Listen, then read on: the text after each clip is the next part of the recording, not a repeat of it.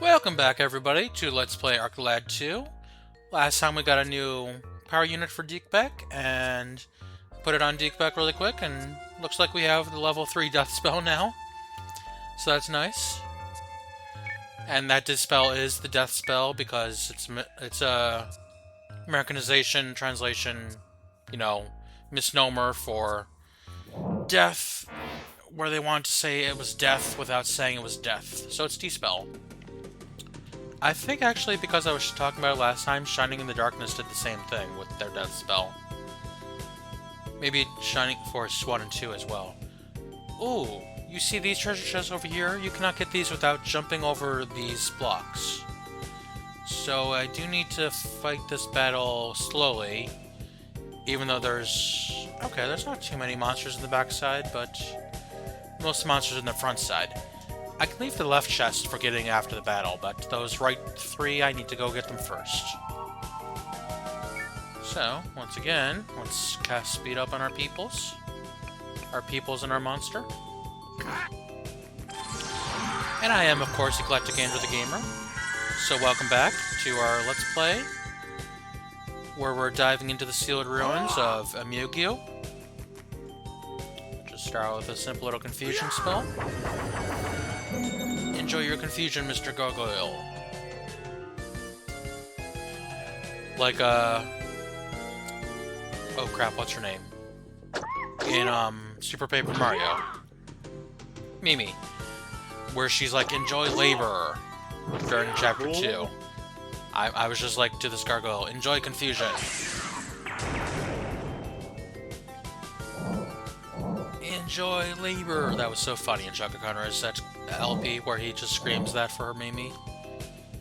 Where she's just like so hyper fixated on the excitement of it all and caught up in the drama and the emotions of having her face broken by Mario and crew.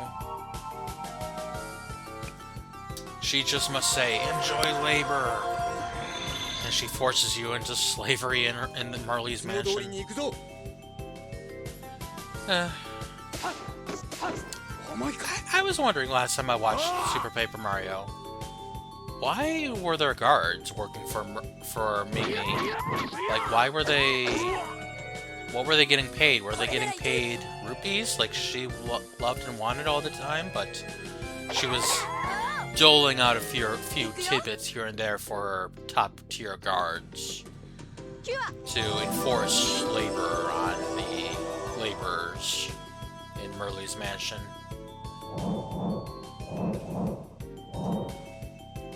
I don't know. They enjoyed being busty pool boys, I guess. In a sense. Maybe they were her pool boys.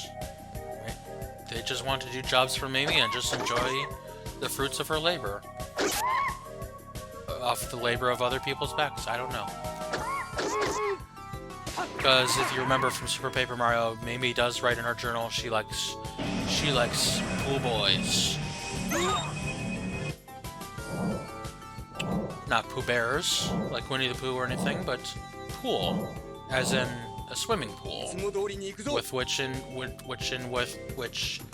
people swim, or lays about by the side of to sunbathe and look pretty in their bathing suit and all that.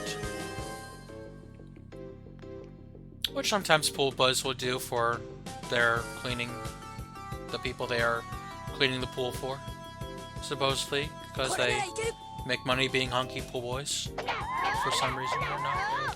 I don't know, it's like a California thing, I don't know. I live nowhere near California. I'm staying the hell away from California as much as I can. I'm not a Californian person. Poor California, though. I don't know. So much sun, so much heat. The water sometimes, like, I don't know. Of course, I'm not much better off here in Michigan. We got cold water, we got cold wind, we got cold sun. But I'd rather have that for now over the very, very extreme hotness of California. We have forests. I like our forests here in Michigan. I know our beaches are kind of the same way as California, with some outlets, you could say, spewing out into our local beach areas too much. The same way it does. I mean, hell, I've heard in California that apparently there's a Mexican sewage plant that discharges over next to one of the military bases over there in California, and I'm like, that is like very anti-sense in a way. Very, very weird. Very, very weird. You know, and the thing is, Michigan's interesting in a certain sense because we are a heartland farm country kind of deal state, but we go off the Eastern Standard Time, which I read about was chosen to be done for some reason or another. I don't remember the reason, but it was voted on the same way Australia recently voted on their time clocks, and I'm like, let's not kill this monster. And I guess for Michigan, we voted to be Eastern Standard Time, even though we're kind of more Central Standard Time, because you can tell when our sun is up at high noon, that's more towards 1 o'clock than it is on the Eastern Standard Time than it is on the actual whatnot we are doing. And then, like I was saying, I heard about Australia, that I saw a joke meme that Australia is 9 o'clock in the northeast, 10 o'clock in the north, 9:30 in the southeast, and 10:30 in the south middle. And I'm like, that's not how time zones work. It doesn't go laterally, it goes vertically. Of course, then we also have some nice reservation people who don't want to go off the time zone stuff, but would rather go off their own time. So, don't do daylight savings time, or maybe they just don't do daylight savings time here and there and all that stuff, but so every daylight savings time of year, some people in Arizona will be going from 9 o'clock to 10 o'clock to 9 o'clock to 9:15 to 10:15 on the course of 20 minutes drive, 20-minute drive or something. Which is scary. Why are we like this, humans? Why are we so contradictory to each other? The world does not end with you. The world begins with you. We need kindness. We need to love one another. Of course, here I am playing a very violent video game. Anyways, in the sense of the fact that, we are killing other people who have been turned into monsters, mostly. Like I've been saying a few times here and there throughout the LP, I'm not sure if the line of monsters that we are fighting most of the time nowadays are descended from monsters of ancient times in this game. You would think that would be the case, because not everything in this... Because you can tell in this game, most of the monsters are people who have been turned into monsters. So not every monster has to be from the modern times. There can be monsters from the past times, where the Spirit of Darkness was going crazy and trying to take over the world back then, and actually I think nearly did. Because isn't the story of this game that, much like Noah, there was only one space left in the entire world for humans to return to land and return light to the world? And that place was the Azenda Highland, where the Spirit of Light is.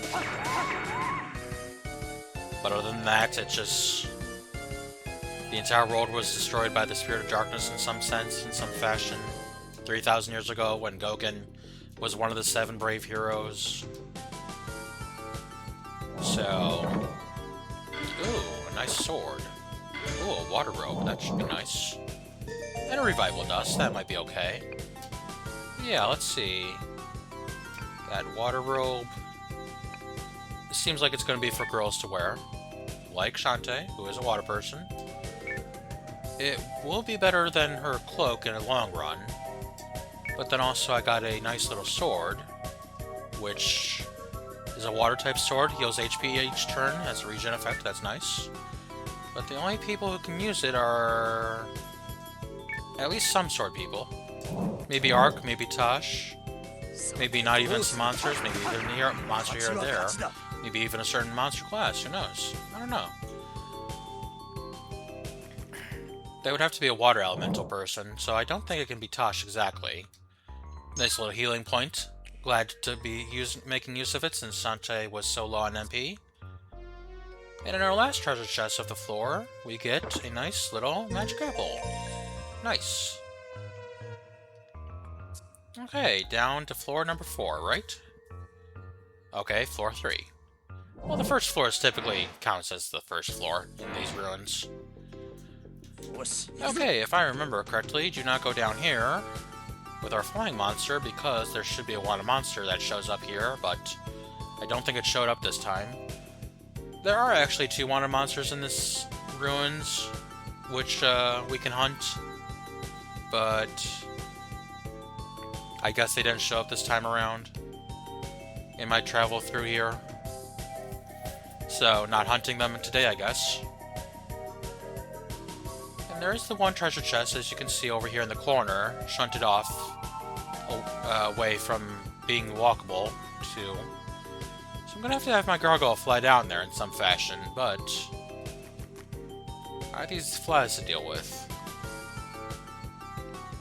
Other than that, I don't think I'm gonna do much of anything but have a small problem in getting to the treasure chest down here because of these gargoyles.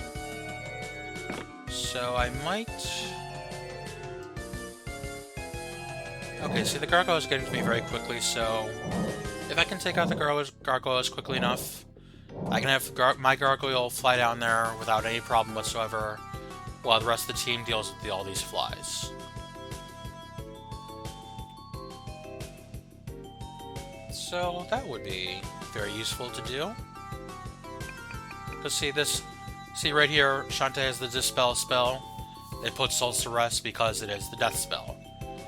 And as you may have seen at the beginning of the episode with Deekbeck, at level 3, which Deekbeck can use, it costs 74 MP. Holy moly. Okay. Small amount of damage on the monster. Very nice. Start charging us up. Not charging, but speeding us up. Because we're not charging it. We're not charging it to our cards. We are charging our speed up. Nitro boost oxygenating. Oh crap, that hurts. Also, I seem to have failed in my success rate of attacking these monsters. That sucks. Okay, gargoyle, sit. Stay. Be a gargoyle.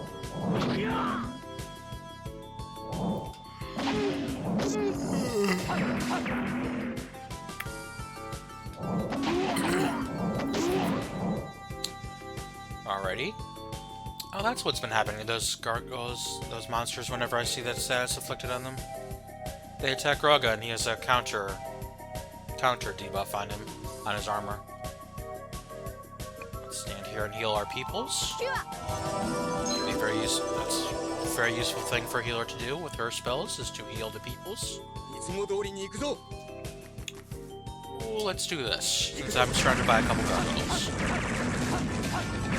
Only a couple. So I'm only going to do damage to 2 of them. But hey, taking one of them out isn't too bad with Grugga.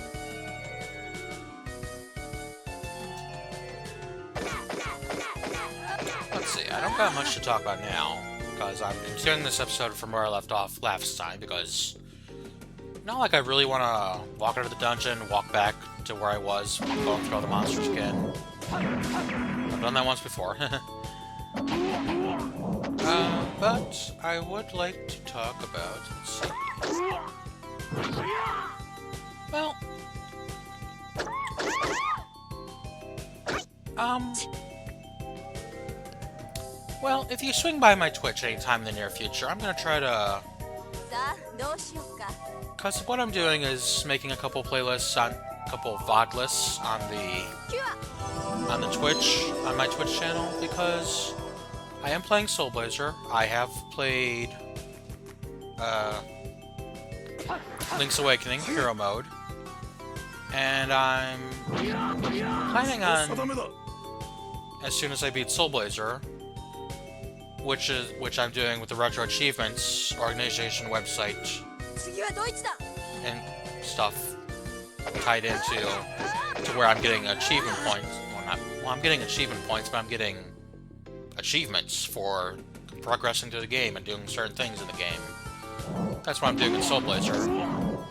And I would love to do it in one of my favorite games called Wii Fortune Street, because they just released the Wii system set of achievements.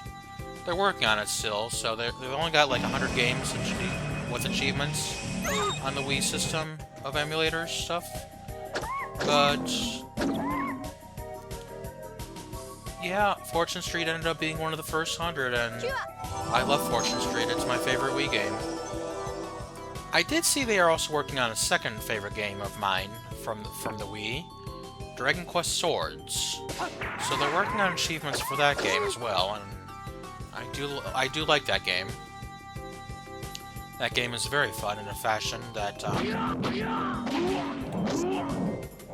it's very much like Star Fox on rail hit shooter style, but it's also very much Dragon Warrior. It kind of plays kind of like the House of the Dead arcade games that I've talked about before, I think, where I would sit in the arcade area of my dad's bowling area, bowling league, arcade, words. Anyways, I'd watch House of the Dead over the demo mode, play over and over again, and just kind of watch it play out and just enjoyed the game that way. One time I did play House of the Dead once, number 1, for quite a while while I was at a skating rink on a school trip.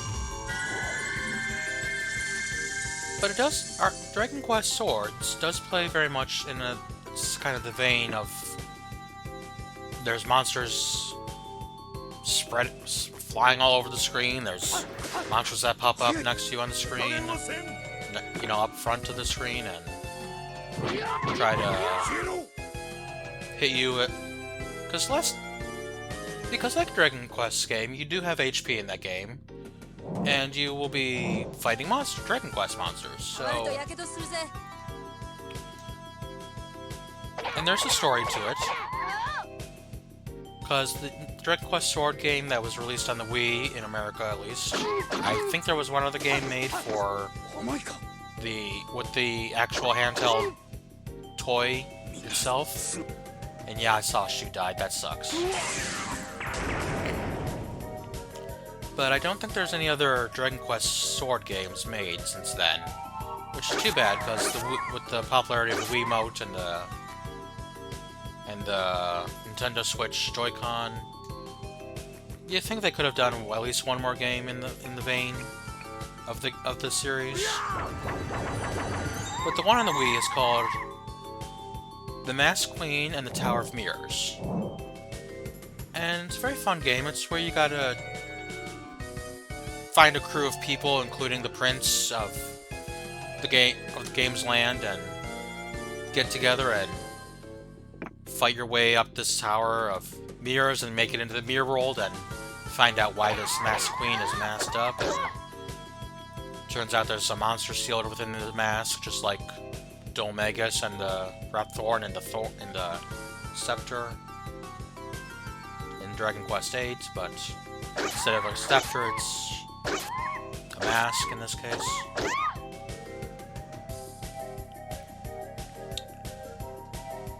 And it's very fun because you use the Wiimote to slash, and you can slash diagonally, and you can slash vertically, and you can slash horizontally. You can even stab, I think, just like Zelda.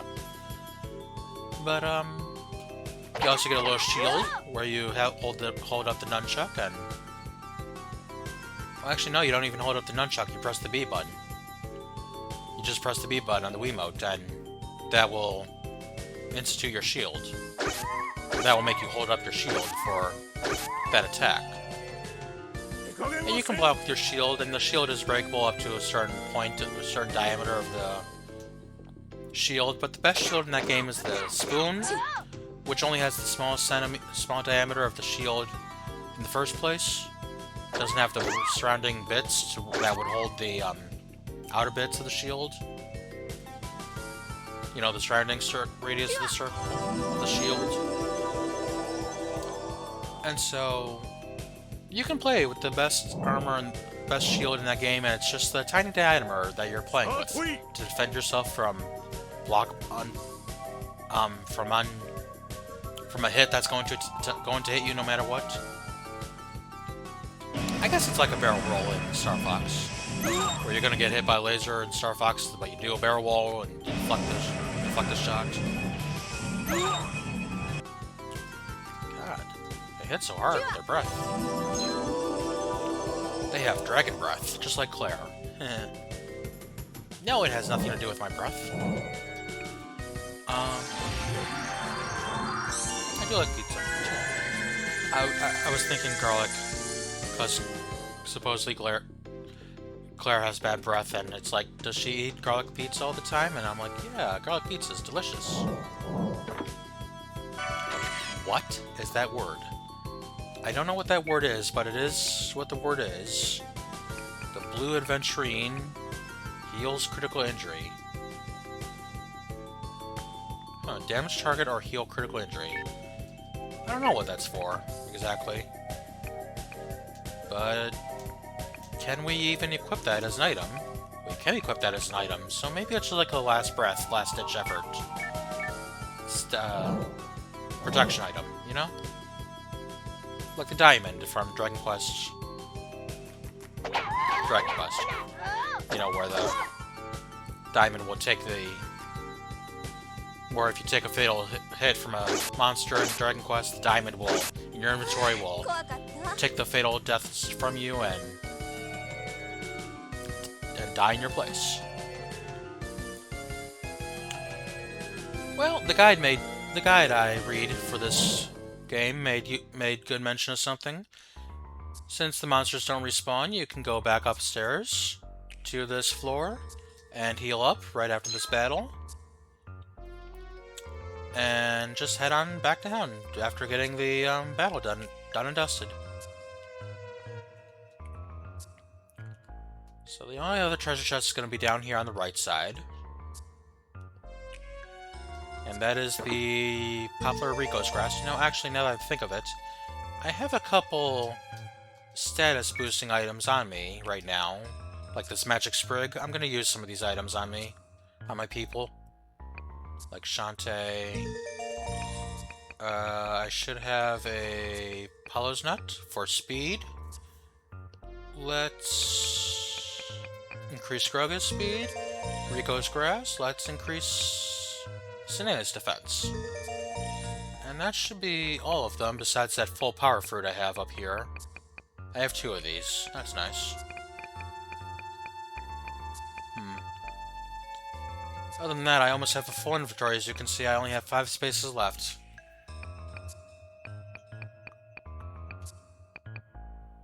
You know, I'm not going to use this because I don't like using elemental weapons, really, in this game, even though I have a couple elemental weapons, like the... Oh, I can get rid of this, because that's just the level 1 knuckle. Well, I also have these antidote nuts I've been picking up recently from fighting with the Amiogu rocks. So I forgot to sell those in between episodes or some such. Oh, the second power units were already there. Nice.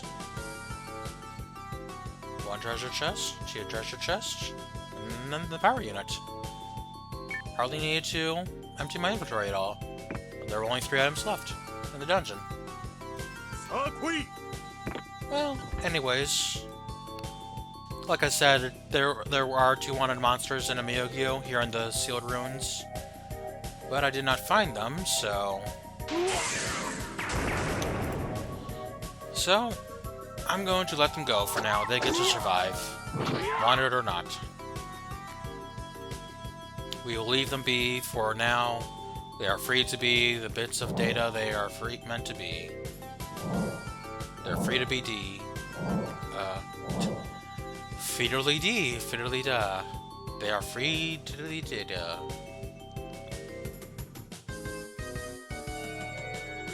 Let's use division. Can I use level 2 divide? I can use level 2 divide. It doesn't matter though. So, I'm going to use level 1.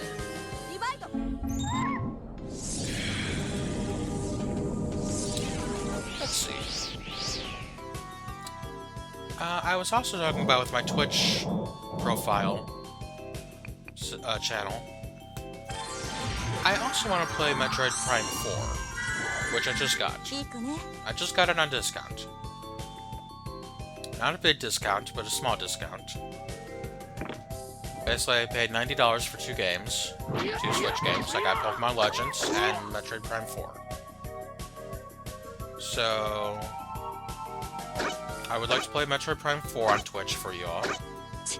And for myself, mainly because I have not seen anyone I usually like to watch play stuff do any Metroid Prime 4 besides Steven plays, who only did 1 episode of a little bit of Metroid Prime 4. And I understand it was the first 20 and it wasn't really... I'm not going to say it's not his type of game, but he was in the middle of playing Metroid Prime series. Because he's doing a series playthrough of the entire game series of Metroid. He started with Metroid 1 on the NES, on the Nintendo Switch Online. He went to number 2 on the Game Boy, Nintendo Switch Online version. And then he went to Super Metroid. And then he played Fusion. Then Metroid Prime 1, which he got back from a copy from his friend, who had been playing around with him and the copy of Metroid Prime by hiding it in her place. And so I got a second copy from another friend of his and whatnot, and that was funny. Because he's like, I may have to hide this copy of Metroid Prime or risk having it stolen again. And then I'd have 2 copies of Metroid Prime stolen from me by my friend in jest. So, yeah, because she keeps trying to make him play Xenogears. She's like, play Xenogears, best game ever. And I can understand that. My favorite game is Jade-kun 2. PlayStation 2 game as well as Xenogears. I've never played Xenogears. I've never played any of the Xeno games, but I have watched some LPs of the Xenoblade Chronicle games. And I can tell you, I can truly believe that Arclad 2, 1 and 2 here, have become one of my Xenoblade games. Have become a Xenoblade for me, because I can get very tired and worn out from watching an LP of Xenoblade. And I'm a little worn out and tired of playing Arclad 2, because I've been playing this for almost 2 years now to make it an LP for you all. Complete total LP. Maybe if I'd done things a little cheaper, faster, harder, better, faster, I wouldn't be in this position of having played Arclad 1 and 2 for over 2 years now. But I am. So, what I'm going to do is I'm going to do my best and damnedest and hardest to be better, harder, faster, stronger, and defeat this game before...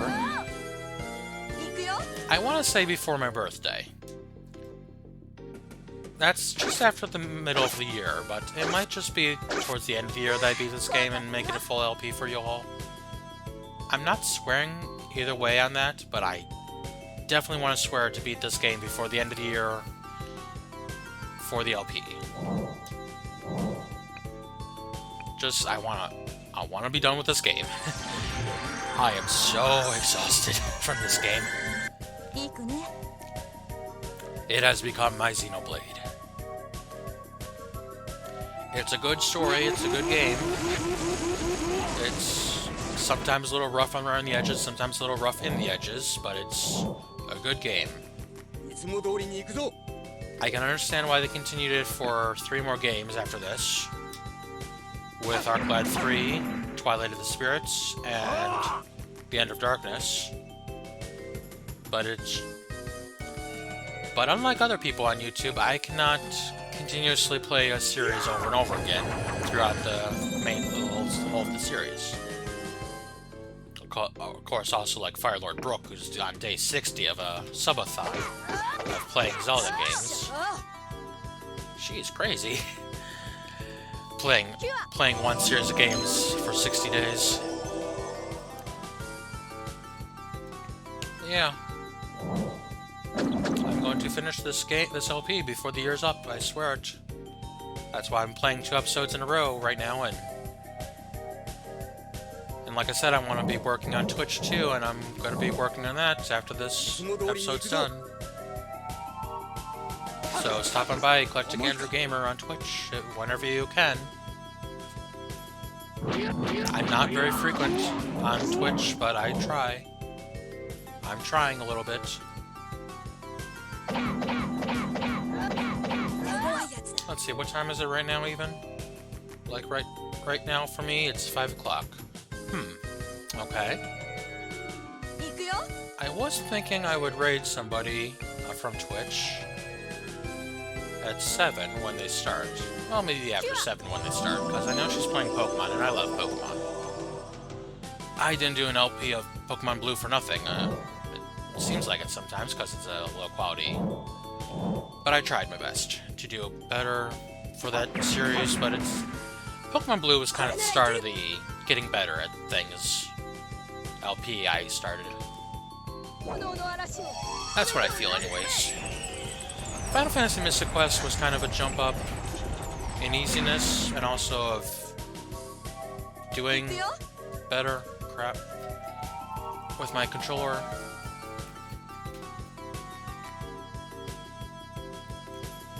Path of Exile was okay. That was a little long. That became my longest LP at the time.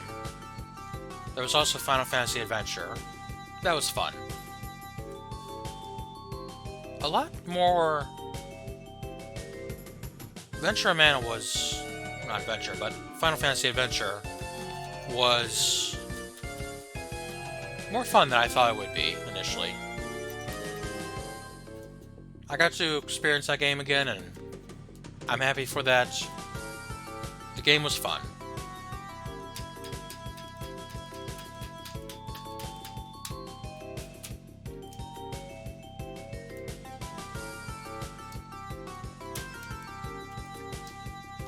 Okay, apologies. Had to stop my controller from rattling and rolling all over the place.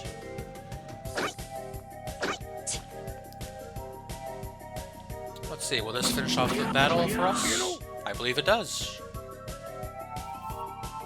Having dived into the depths of the Amelia ruins... Oh, Graga just gained all three throw status? Yeah, I guess so. Having dived into the depths of this ruins, we get one more cure-all for our troubles. And one more nice little chest over here is going to contain the Light Aura weapon. And this is going to be Power Unit 14. That means there's going to be... Yes, there are 2 more ruins left, I believe. 2 more sealed ruins in random lands to visit before the final ruin. Which I don't believe we can even get to unless we're...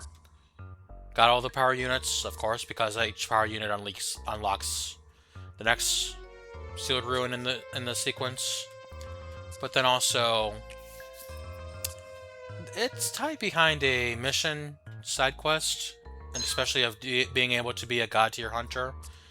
Which actually, I think, in order to prove that, you must keep this item, the God Hunter crest, in your inventory throughout the whole game, in order to even get that mission accessible to you, in order to get the last power units. And it's not even that the power unit is, you would think it's tied to a job you would think it would be tied to. It's tied to a job that you would not necessarily think is a power unit job, but it's going to be a power unit job. Yeah.